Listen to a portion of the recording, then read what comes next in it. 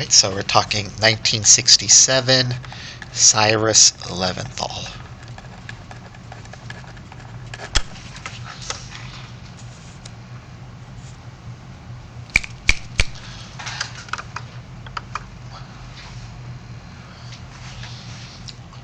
Okay, so we're interested in protein, how they refold, okay? How did RNA refold after Anfinsen denatured it? It refolded after he removed the denaturants. And he also gave it a little help so that it could find the right disulfide pairs. Okay? So let's say we have 100 amino acid protein. Okay, 100 amino acid residue protein.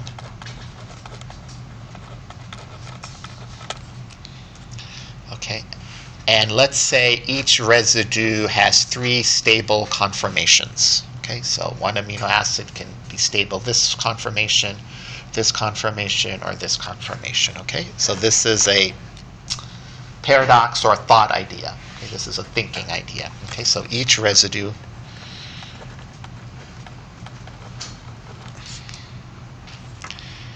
assumes 3 stable conformations.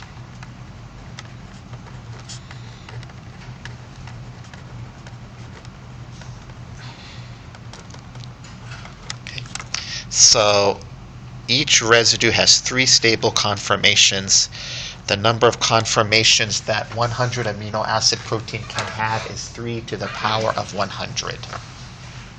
3 to the power of 100, okay? 3 to the power of 100. Okay, what is 3 to the power of 100? I'm not even talking about, it's just 100 amino acid proteins. I'm not even talking about finding the right phi psi. Okay? Finding the right phi psi.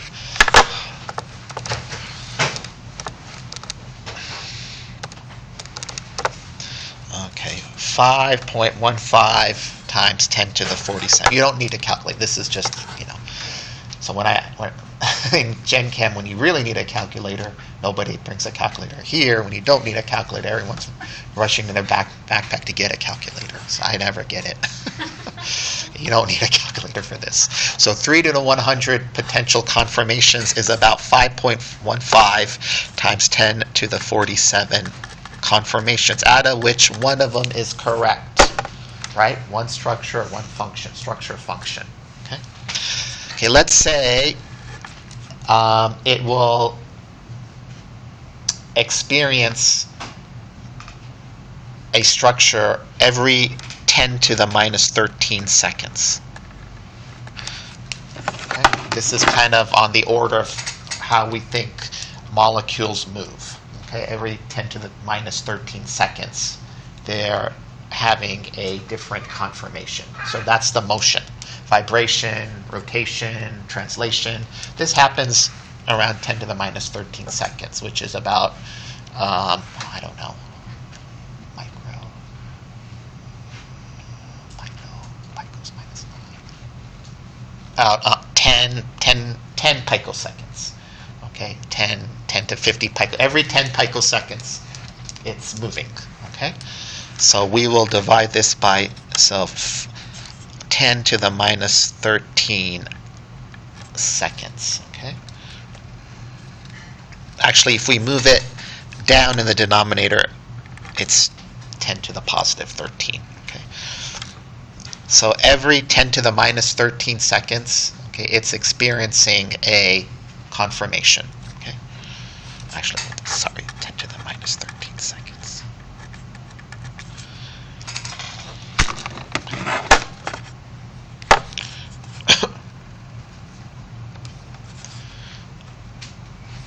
So every 10 to the minus 13 seconds, which is about 10 or so picoseconds, every 10 picoseconds, this conformation. Every 10 picoseconds, this conformation. Every 10 picoseconds, this conformation. Out of that, how many does it have to go through? 5.15 times 10 to the 47. Okay, for a 100 amino acid protein with 3 stable conformations for each amino acid. Okay, So that's 5.15 times 10 to the 47 conformations. It experiences each one about every 10 to the minus 13 seconds, every 10 or so picoseconds. So this comes out to about, this is ridiculous math, so you don't even have to.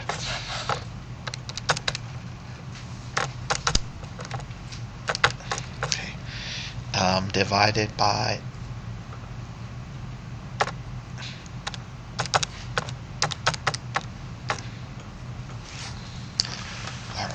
so every 10 to the minus 13 seconds it experiences it, and then the seconds goes to the numerator. So about 5.2 times 10 to the 62 seconds it will take for one protein to go through all 10 to the 47 conformations till it finds the right one. Okay? So that's in seconds. If we convert it to years, it comes out to, 60 seconds. This is how many minutes. Okay, this is how many hours. Okay, there's 24 hours in a day, and there's 365 days in a year. So it's about, again, some stupid number, 1.6 times 10 to the 55 years. Okay? Does a protein really take 10 to the 55 years for it to find the right conformation? Okay. Real proteins will fold in a matter of milliseconds. Okay, less than a second. Not years. Okay, we don't live that long. We live only about, if we're lucky, 65, 70, 80 years. But according to this, if a protein were to experience every conformation every 10 to the minus 13 seconds, 100 amino acid protein, 3 different conformations. Okay, not 1, 3. Actually, I loosened the rules, 3. Even to find one of the 3, it's going to take 10 to the 55 years. Okay, real proteins find their correct structure in a matter of milliseconds.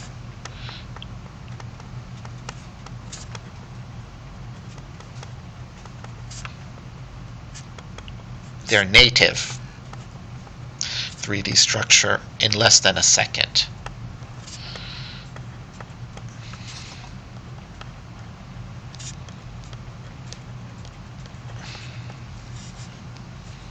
Or milliseconds, okay? So that is the paradox, okay? Now, if you actually take into account, let's say there is, each residue would have not just 3 stable conformations, but would have a stable phi-psi angle, it's even more,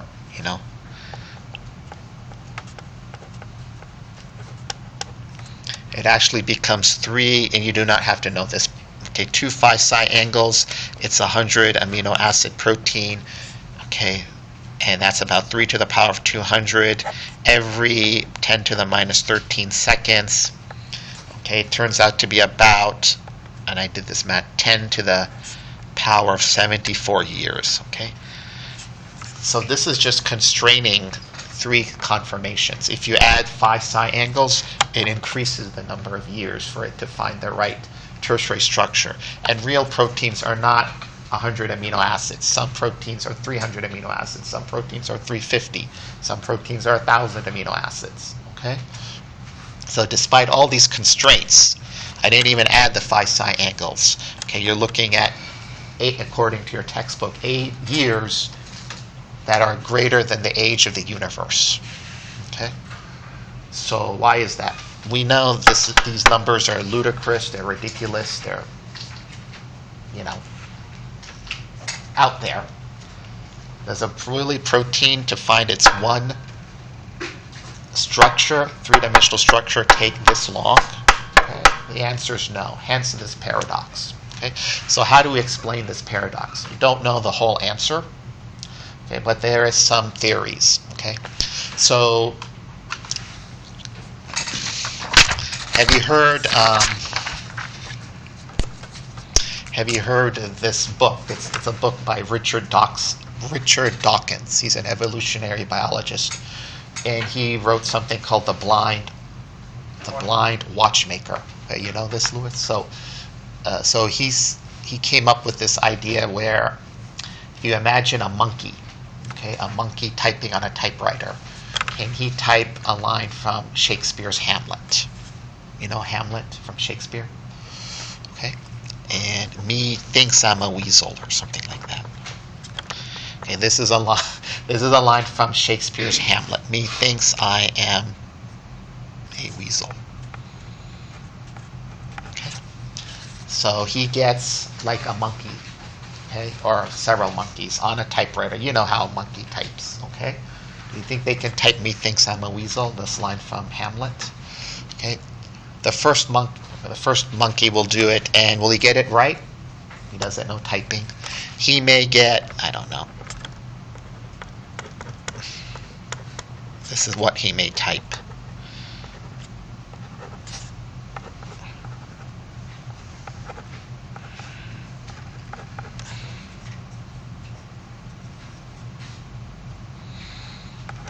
Okay. This is what he may type. Okay.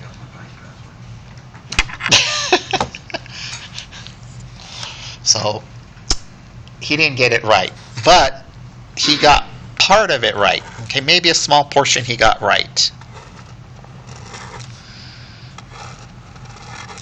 Okay, so out of these letters, okay, the monkey got 3 right. So from this, he can type again, keeping these the same.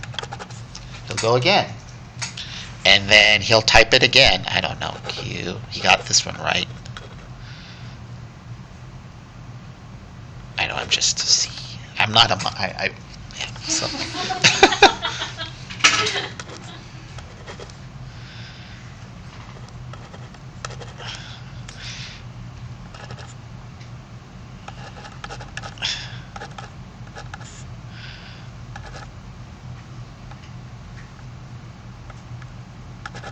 Okay. Well, now in his third try, he got this one right, and he got this one right. He did better than he did before on his second try. Okay, we keep the ones he got right the first time. Okay, so instead of getting 3 right, now he got 4 right. Okay, so we'll do it again. Okay, so he retains what he got correct, and he tries it again. He retains what he got correct on the third try and the second try. He tries it again. He retains the monkey what he got on the 10th try, and the 9th and 8th and 7th. He tries it again, all the way till maybe it takes about 2,500 times before, just by random luck, he gets to that line from Shakespeare. Okay. So coming back to protein folding, okay, we think, or the protein scientists think, there's no way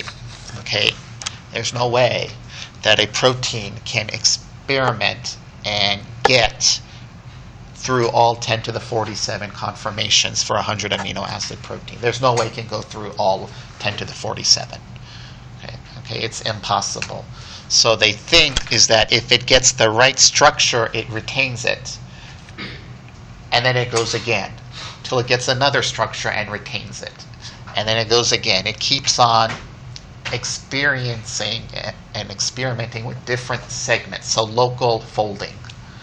Okay, local folding. Okay. Process of elimination.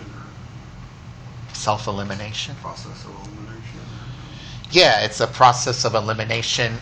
It's a process where you have, the thermodynamic minima. Okay.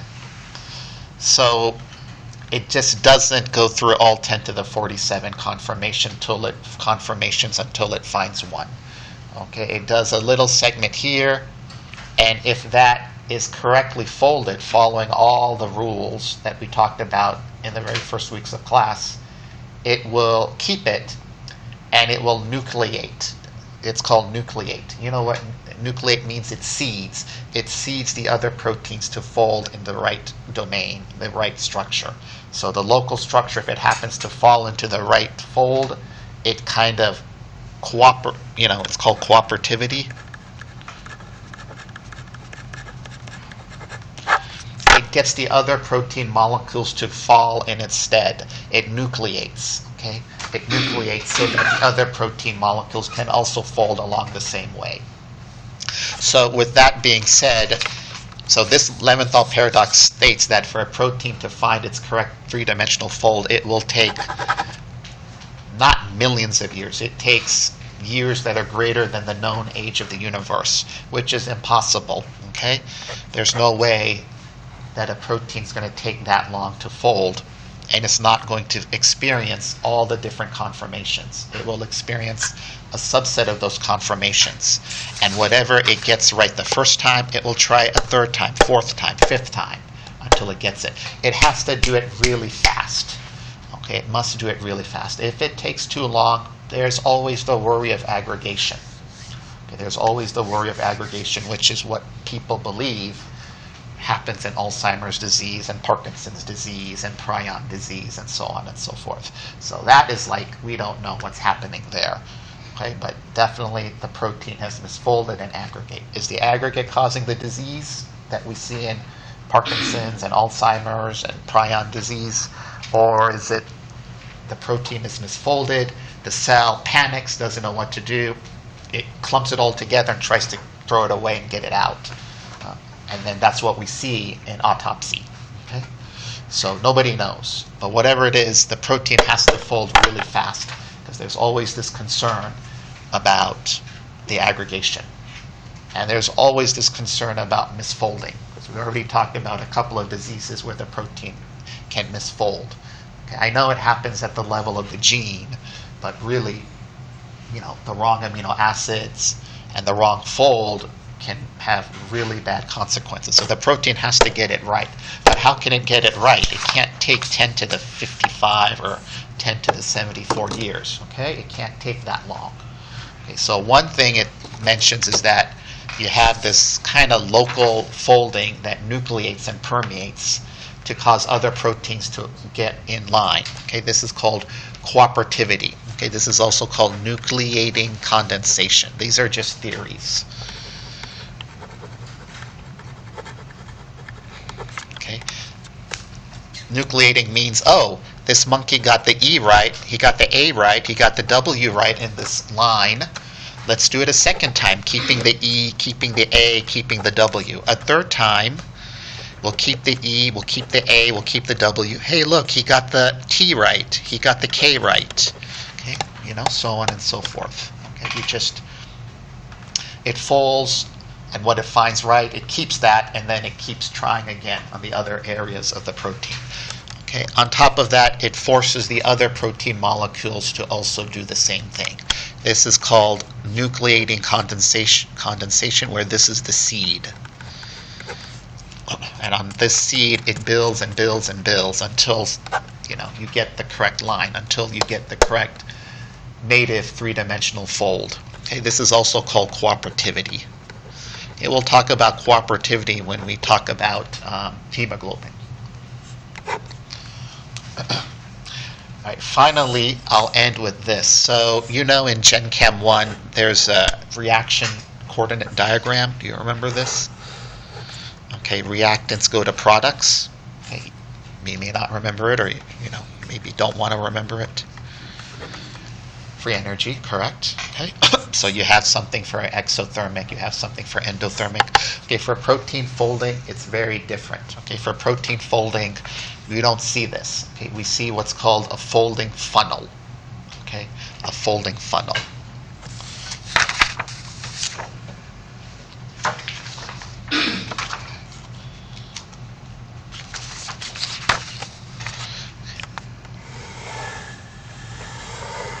Okay, and this is in 3 dimensions.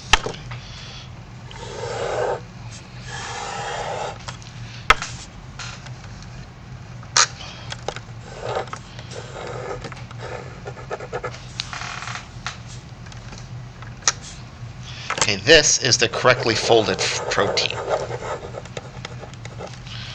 Okay, this is the correctly folded protein. Okay, right here. Okay, this is the global energy minima and minimum entropy. Okay, global, not local, but global.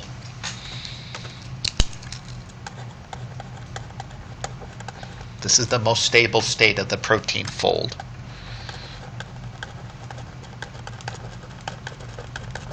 Minima.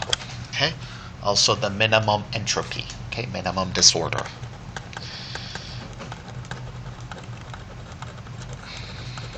Okay. But here, as a protein is unfolded, as it comes out of the ribosome or wherever, remember, it cannot experience all those 10 to the 50, 10 to the 47 conformations. Okay, you just have a subset that's properly folded. Okay, so you have one protein that's like this. You have another protein that's maybe like this. Okay, so you have different proteins here.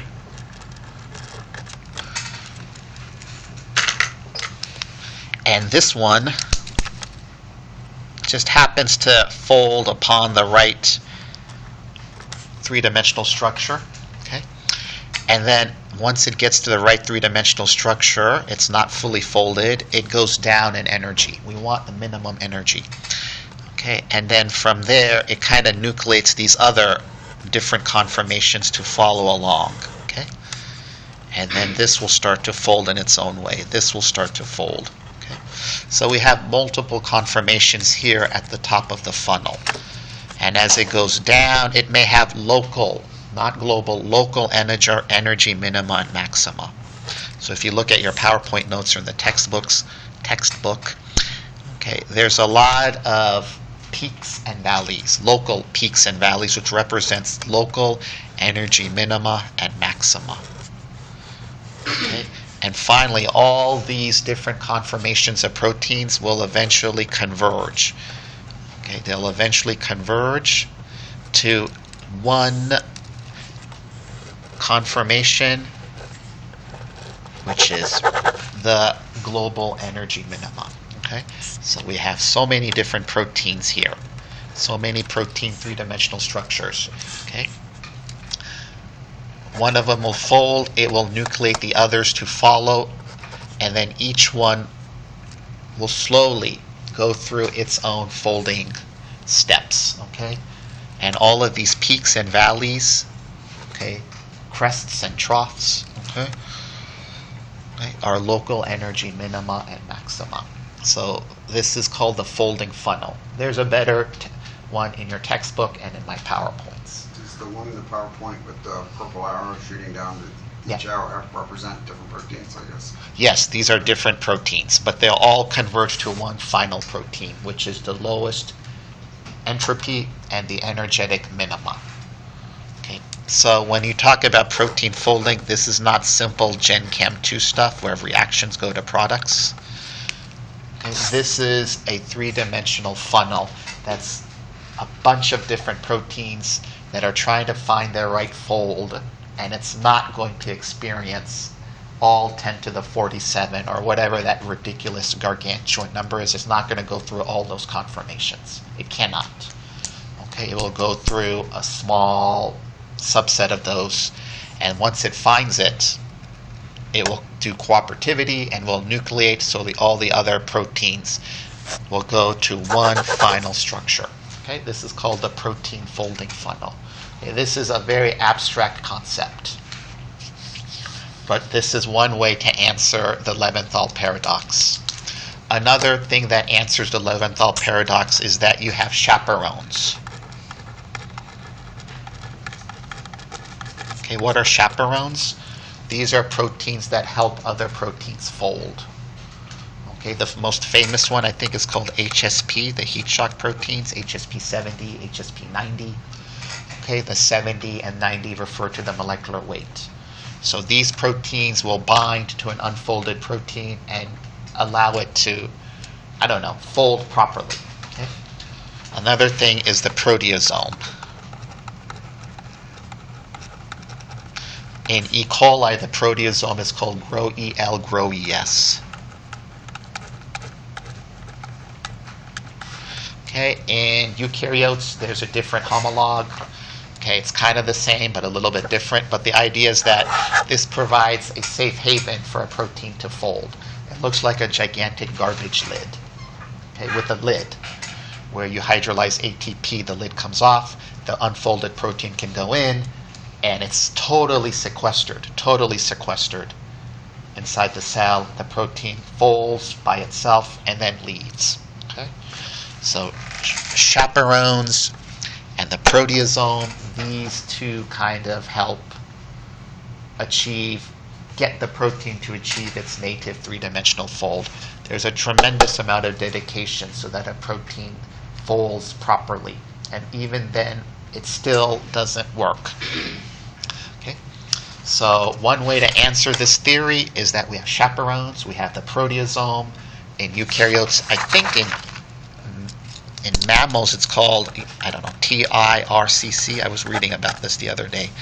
Anyways, the proteasome and chaperones, okay, help a protein fold. There are proteins called protein disulfide isomerase that helps a protein get the correct disulfide bond arrangement. Okay, so that's a chaperone. And then a protein will find its correct three-dimensional structure going through many local energy minima and maximas. You can see here it rotates a helix by 3 or 4 angstroms, and that gets it down. It shifts a tyrosine ring or a phenylalanine ring by a couple of angstroms. That gets it down. Okay? It will shift, this random coil a couple of angstroms, and while shifting that, it gets it down. Okay? These little tiny shifts and movements will get it down, down, down, and down, till it all converges to one final structure.